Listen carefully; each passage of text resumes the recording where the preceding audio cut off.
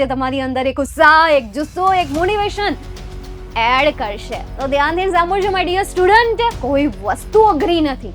Just you how to do it and take it as action.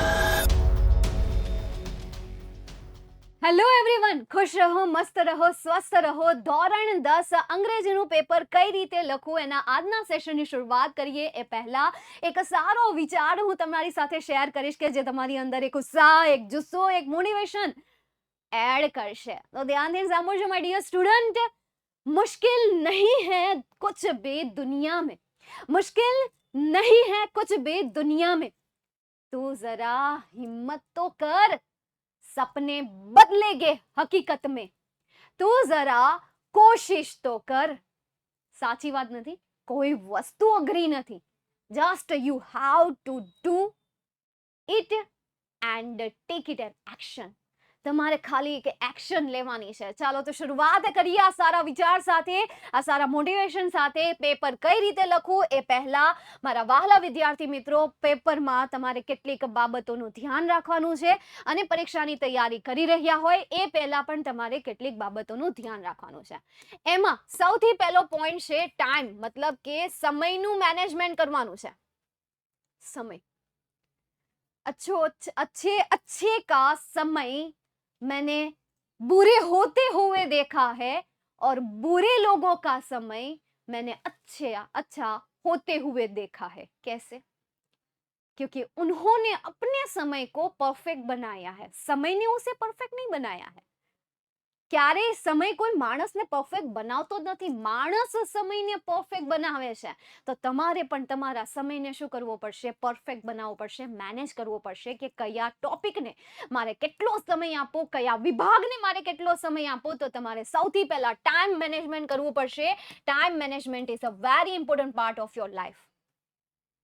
Then after notes prepare કરો કે એક્ઝામના આગલા દિવસે તમારે બીજી કોઈ વસ્તુ રીડ નથી કરવાની, તમારું જ મટીરિયલ યુઝ કરવાનું છે, તમારી જ નોટ્સ યુઝ કરવાની છે. બીજા મટીરિયલનો યુઝ કરીને તમે નોટ્સનો યુઝ કરો, નોટ્સ બનાવો. પરીક્ષાના આગલા દિવસે માત્ર ને માત્ર એ નોટ્સ જ રિવાઇઝ કરવાની છે. ઓકે, નોટ્સ કઈ રીતે બનાવી? તો લાસ્ટ ટાઈમ મેં લાઈવ સેશનમાં 80 મતલબ કે 8 વર્ષથી વારંવાર પૂછાયેલા સવાલો વિશે મેં એમાં ચર્ચા કરેલી છે. ભલે તમે ધોરણે મતલબ કે તમે ધોરણ 10માં ભણતા, ધોરણ 10 માટે તેને 8 વર્ષથી પૂછાતા એક યુટ્યુબના સેશન છે, એમાં મેં તમને ટિપ્સ આપેલી છે કે નોટ્સને કઈ રીતે બનાવવી, એક્ઝામ્પલ સાથે આપેલી છે, તો તમને આઈડિયા આવી જશે. ઓકે, સેકન્ડ પોઈન્ટ છે અને એ સેકન્ડ પોઈન્ટ છે હેલ્થ. યાર, તમે તમારા સ્વાસ્થ્યનું પણ ધ્યાન રાખો અને આ સ્વાસ્થ્યનું ધ્યાન રાખવા માટે તમારે તમારી અંદરના જે નેગેટિવ થોટ્સ છે એ નેગેટિવ થોટ્સને શું કરવું પડશે? નો એન્ટ્રી, નો સિમ્બોલ આપવો પડશે, અથવા તો તમારે ત્યાં એક્ઝિટનું બોર્ડ લગાવવું પડશે. નેગેટિવ થોટ્સ જેવા આવે ને એટલે એને એક્ઝિટનું બોર્ડ દેખાડી દેવાનું. બસ ભાઈ, એક્ઝિટ છે, નહીં તું અંદર અહીંયા નહીં આવી શકે, એન્ટ્રી છે જ નહીં, એટલે તું અહીંયાથી આવી જ નહીં શકે. બરાબર? હા, અંદર નેગેટિવ થોટ હોય તો ત્યાં લગાવી દો એક્ઝિટ. અંદરની બાજુ એક્ઝિટ લગાવી દો અને બહારની બાજુ એક્ઝિટ લગાવી દો, એટલે કોઈ અંદર આવે જ નહીં. નેગેટિવ થોટ્સ નો આવે. પોઝિટિવ થોટ્સ તો રાખવાના જ, પણ નેગેટિવ થોટ્સ તમારી અંદર આવવાનો જોઈએ. સ્વાસ્થ્યનું પૂરેપૂરું ધ્યાન રાખો. પાણી પીવું, ખાવું, ફાસ્ટ ફૂડ, આ બધું તમે ઇગ્નોર કરો. પરીક્ષાના દિવસે તો બિલકુલ ઇગ્નોર કરો. પૂરેપૂરી રીતે તમારે આ વસ્તુને ઇગ્નોર કરવાની છે. And the last most important part is your life, અને એ છે ટેસ્ટ. કહેવાય છે કે માણસની જ્યાં સુધી ટેસ્ટ ન લેવાય ને ત્યાં સુધી એને પ્રમોશન નથી મળતું. જ્યાં સુધી એની પરીક્ષા ન લેવાય ને ત્યાં સુધી તેને પ્રમોશન નથી મળતું. એ પરીક્ષામાં પાસ થાય પછી તેને પ્રમોશન મળે છે, ત્યાં સુધી એને પ્રમોશન મળતું જ નથી. એટલે ટેસ્ટ લ્યો. તમે કોઈ એક ટોપિકની તૈયારી કરી રહ્યા છો, પરીક્ષા આપો. તમે કોઈ એક ટોપિકની, કોઈ પણ ટોપિકની તૈયારી કરી રહ્યા હોય, એના વિશેનું જે પણ કરી રહ્યા હોય, સ્ટડી કરી રહ્યા હોય, તો તમે એની પરીક્ષા આપો. ફેલ થયા ફરીથી આપો, ફેલ થયા ફરીથી આપો, ફેલ થયા ફરીથી આપો, ફેલ થયા ફરીથી આપો. તો તમારે હાર માનવાની નથી. હારનો ઓપ્શન છે જ નહીં, તમારે એને ઇગ્નોર કરવાનું છે. તો આ પરીક્ષા પહેલા સબ્જેક્ટની તૈયારી કરી રહ્યા હોય ત્યારના મુદ્દા છે. હવે પરીક્ષામાં પેપર લખતી વખતે ધ્યાનમાં રાખવાના કેટલાક અગત્યના મુદ્દા, અને એમાંનો પહેલો પોઈન્ટ છે સેક્શન્સ. મતલબ કે વિભાગને તમારે સિક્વન્સમાં લખવાના છે. કેવી રીતે લખવાના છે? સિક્વન્સમાં લખવાના છે, લાઈનમાં લખવાના છે. તમને એમ થાય કે મને વિભાગ સી પહેલા આવડે છે તો હું પહેલા લખી નાખું. એમ ન કરતા, ભૂંડું લાગશે. એમ તો બિલકુલ ન કરતા. વિભાગને વિભાગ પ્રમાણે જ લખવાનો. પહેલા એ, પછી બી, પછી સી, પછી ડી, પછી ઈ. બસ આવી રીતે જ લખવાનો છે. અને આ બધામાં સૌથી ઇમ્પોર્ટન્ટ પોઈન્ટ છે અને એ છે હેન્ડ રાઇટિંગ. હેન્ડ રાઇટિંગ સારા અક્ષર. કોઈ મારા અક્ષર સારા નતા હતા. શું કરું મારા અક્ષર સારા નતા તો નો થતા હોય તો કરવા પડે. પ્રેક્ટિસ કરવી પડે. નો થતા હોય તો કરવા પડે. તમે રોજના રોયા કરશો મારા અક્ષર સારા નતા હતા, તમને શું લાગે દવા મળે છે ની? હે કે ડોક્ટર પાસે ગયા, ડોક્ટરે દવા આપી, એક કેપ્સ્યુલ આપી અને કીધું કે લ્યો આ દવા પીશો ને સાંજે ખાતા પહેલા એટલે તમારા અક્ષર સારા થઈ જશે. એ તમારી અંદરથી અક્ષર બહાર નીકળશે. તમારી અંદરથી અક્ષર સારા નીકળશે. કોઈ તમારો હાથ પકડીને અક્ષર સારા નહીં કરાવી શકે. બરાબર? એ અહીંયાથી અક્ષર સારા થશે. આને કંટ્રોલ કરતા શીખી જાવ. બેટા તારા અક્ષર સારા કરવાના, તાર પાસે બીજો ઓપ્શન નથી. નહીં કર્યો તો તું ગયો, નો કર્યો તો તું ગયો. ડુ ઓર ડાય, ડુ ઓર ડાય. બસ આ એક ઓપ્શન ધ્યાનમાં રાખો. કાતો કર કાતો મર. સામ દામ દંડ ભેદ. બસ આ એક જ ઓપ્શન છે. અક્ષર સારા રાખજો. અક્ષરમાં આમ તેમ હોય ને તો જો સમજવામાં ફેર થઈ જાય કે ત્યાં આર લખ્યું છે કે એન લખ્યું છે.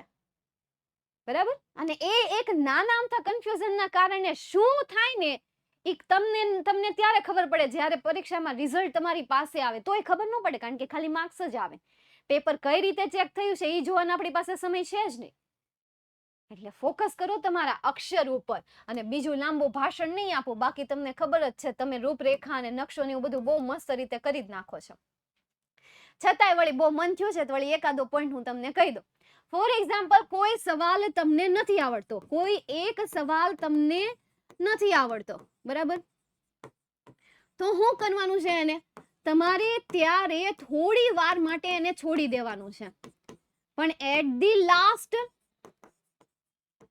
લાસ્ટમાં તમારે શું કરવાનું છે અથવા તો એન્ડ ઓફ ધી પેપર ફરીથી તમારે એના ઉપર વિચારવાનું છે અને ફરીથી તમારે શું કરવાનું છે એને લખવાનું છે. પણ ખાલી છોડીને આવવું નહીં.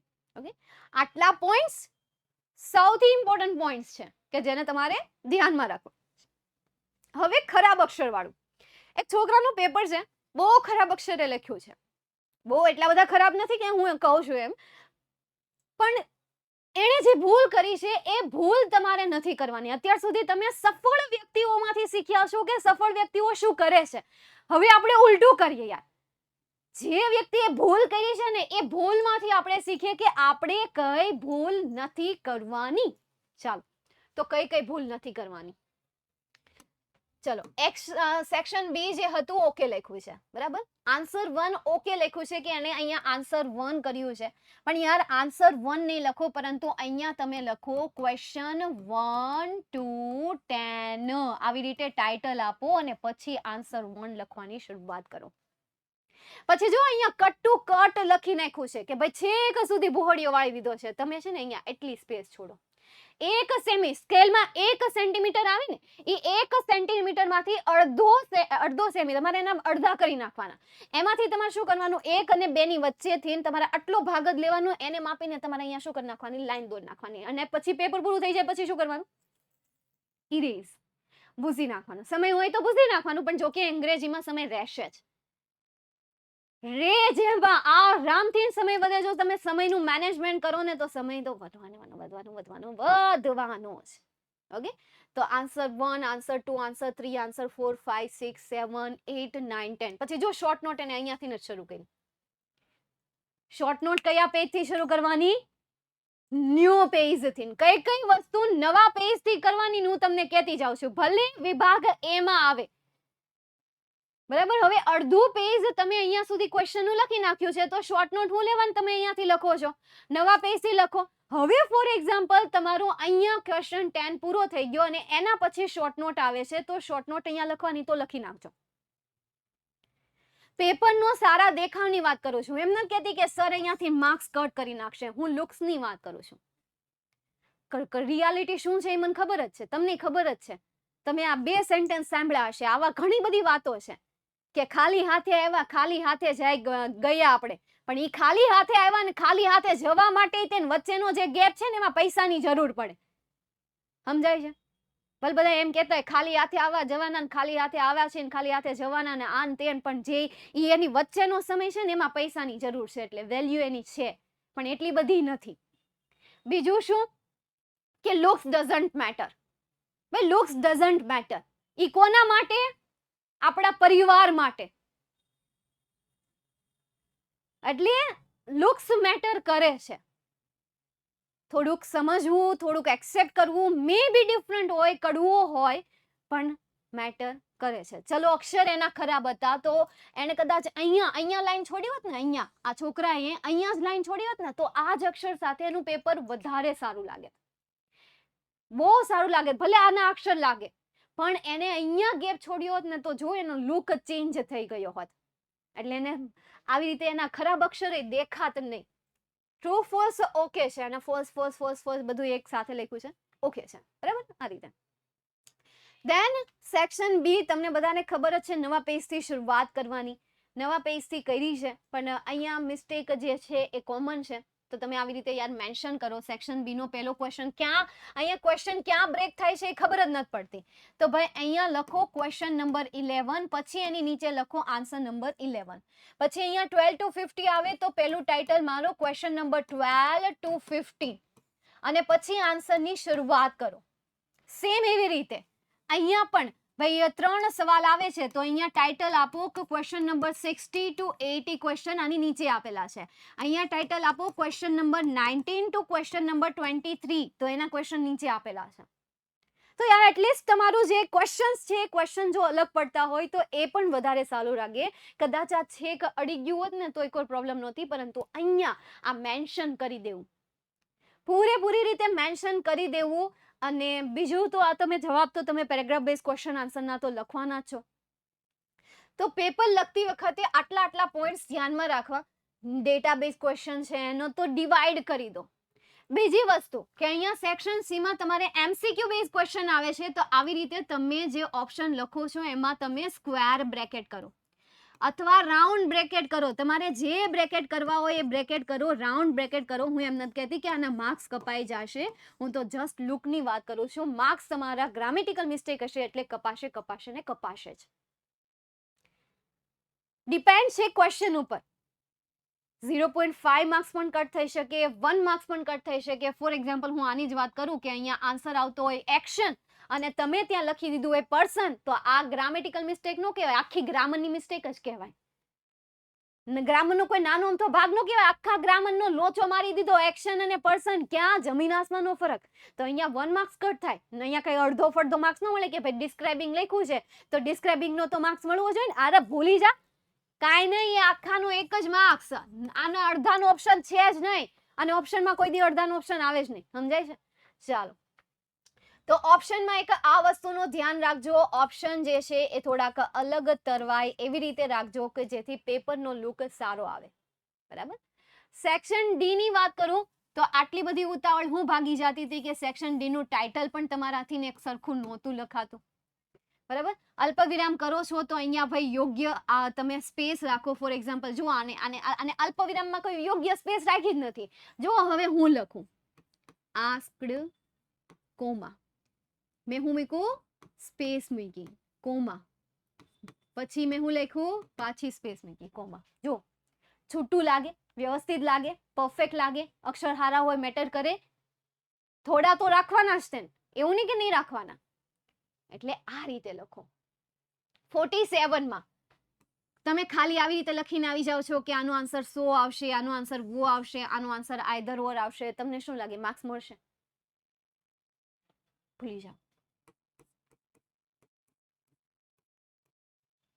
શું કરવાનું છે?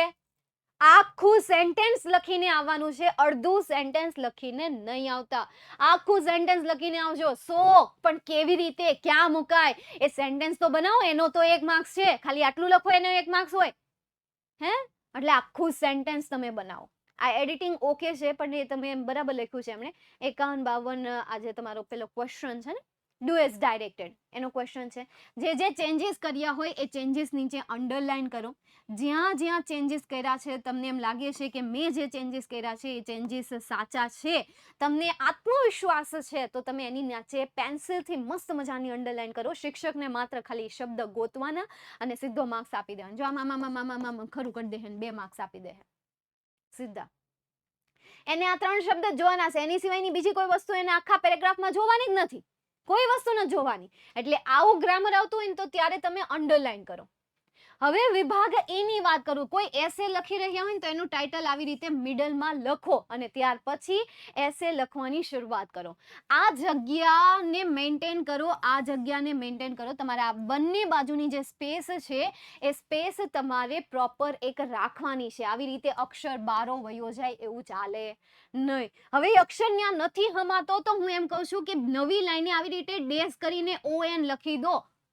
તમે ટેક્સ્ટબુકમાં નોટ નથી કરતા, તમે બુકમાં નોટ નથી કરતા કે જે સ્પેલિંગ અધૂરો રહી ગયો હોય તો બીજી લાઈને આવી રીતે ડેશ કરીને એને કનેક્ટ કરે છે કે જો આની સાંકળ આની બીજી લાઈનમાં છે એવું દેખાડવા માટે. તો તમે આવું કરો અને પરફેક્ટલી રીતે એમના આન્સર લખો.